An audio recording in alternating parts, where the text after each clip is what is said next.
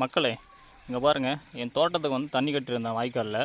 என்னடா திடீர்னு யோசிச்சிட்டே இருந்தேன், என்னடா எல்லாமே ஒரே மாதிரி இருக்குது, இது மட்டும் என் கண்ணுக்கு ஊற்றிட்டே இருந்தது. நானும் சரியாக கவனிச்சதே கிடையாது. ஆனால் நானும் பார்த்துட்டே இருந்தேன், என்னடா எல்லாம் ஒரே மாதிரி இருக்குது, இது மட்டும் கொஞ்சம் வித்தியாசமாக இருக்குது அப்படின்ட்டு திங்க் பண்ணிகிட்டு இருந்தேன். அப்புறம் தான் கடைசியாக தான் யோசிச்சு பார்த்தேன். இங்கே பாருங்கள், உங்களுக்கே தெரியும், வாங்க அதை காமிக்கிறேன் அது என்னதுன்ட்டு.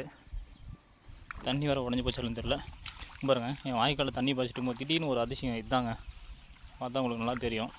இங்கே பாருங்கள், பச்சை மிளகா தான், ஆரஞ்சு நிறம் பச்சை மிளகாய். பார்த்தா உங்களுக்கு தெரியும், எப்படி கீழே பாருங்கள், அதை காய்ச்சி தான் பார்த்துட்ருக்கோம். இது வரைக்கும் நீங்கள் இந்த மாதிரி பச்சை மிளகா நீங்கள் பார்த்துருக்கவே மாட்டீங்க. எல்லாம் பச்சை மிளகா வந்து சிவப்பில் தான் இருக்கும். இது பாருங்கள், ஆரஞ்சு நிறத்து கலரில் இருக்குது பாருங்கள். இங்கே பாருங்கள், என் தோட்டத்தில் பாருங்கள், இந்த ஒரு காய் டிஃப்ரெண்ட்டாக இருக்குது.